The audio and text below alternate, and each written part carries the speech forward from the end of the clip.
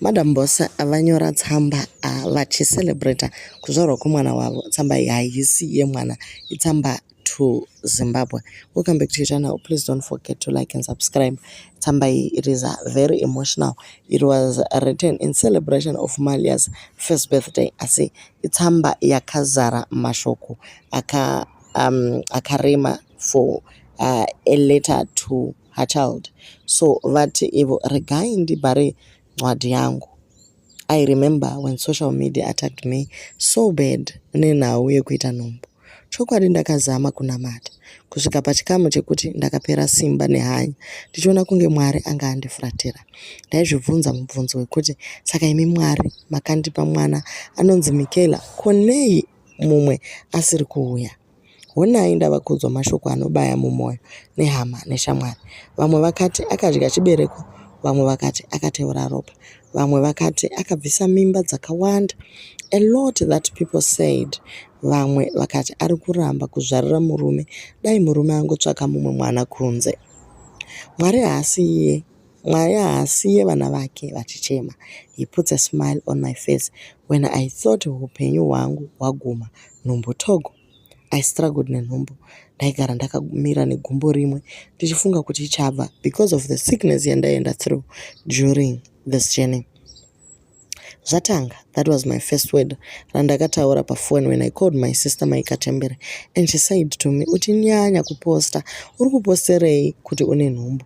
Kati namatei mwana wamai vangu, uchamubata mwana iyeye.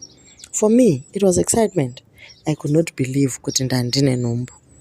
Ndakambosvika pachikamu chekubhilivha zvaitaurwa nevanhu. Unoziva unoita chadzimira, so ndigozviudza kuti asi vanhu ava vakauya kuhope here ndisingazivi. That's the level yandandava yekubhilivha manyepo evanhu. I cried every day. Hapana day raidarika ndisina misodzi pamatama. Ndikanzi hana nhumbu, zvikanzi ari kupfekera, zvikanzi aiziye murume wake, zvikanzi akamirira kuadopta.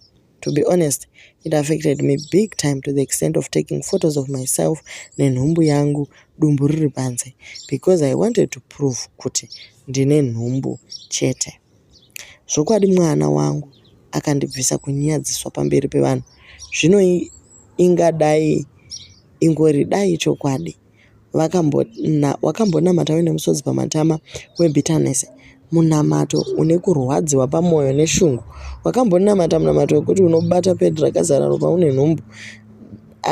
Ndaitukirira mweya yaida kuparadza chandapiwa naMwari.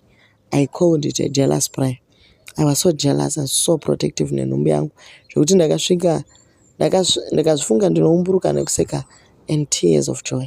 Malia paakauya pano panyika ndichimutaridza so ndakaona chiedza and a big smile on my face. I remember ndichiti asi Mwari soka. I had a conversation naMwari. Ndakamuona Mwari wangu akagara pabhenji remuwadhi mandaiva ndiri.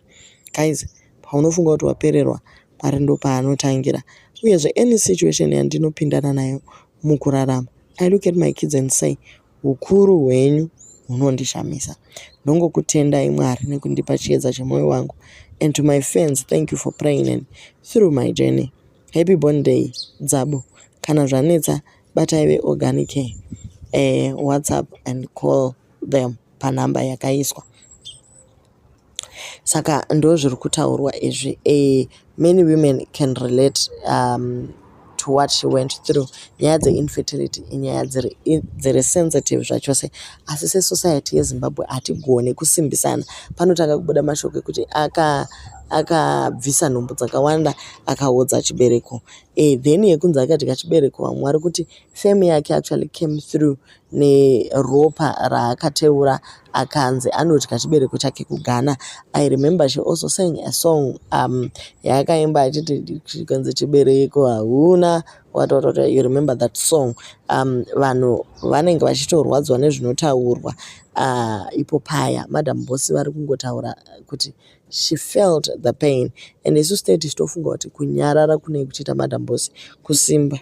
bodo hakuzi kusimba. Vanyora vakati wedu ndiye ndichitorwadziwa asi ndinoshinyira ndiripo ndakagomera pamunamato wangu. Pandinoshoropodzwa ndinoti Mwari handina simba rekuti ndidzosere asi imi munotiona tiri 7 tese, saka deal with us nevanhu vese vari kundishungurudza. Ndo mapinduriro avaita kune munhu anyora kuti tee tichifunga kuti hamurwadziwe. Then Chikore anyora akati pane vari kukusekai asi munoti kunyarara unenge usingazvinzwi here, asi unosvikepo uchiti pese pahukurai mbwa iwe unomira uchikanda matombo. Vamwe vanorwadziwa vagochema vari kuseri kwedhoo, pamberi penyu vouya vachiseka. My sister, zvinhu izvi hazvisekanwi. Her profile and status does not take away from her being a human being. Her silence is very golden but doesn't take away the fact that people can be hurtful. We all deal with things that people say. I understand kuti imi you don't let it affect you, but that's what makes you Tyra who she is and what makes you who you are, because we are all different in the way we react and approach life. I pray this doesn't come across as an attack, but dama women to women. Okay, so ndo comments atinawo from the netizens. Vari kuti ivo tinochema newe Tyra, takachema newe actually panguva yawairwadziwa, asi nhasi we celebrate the birth of Malia.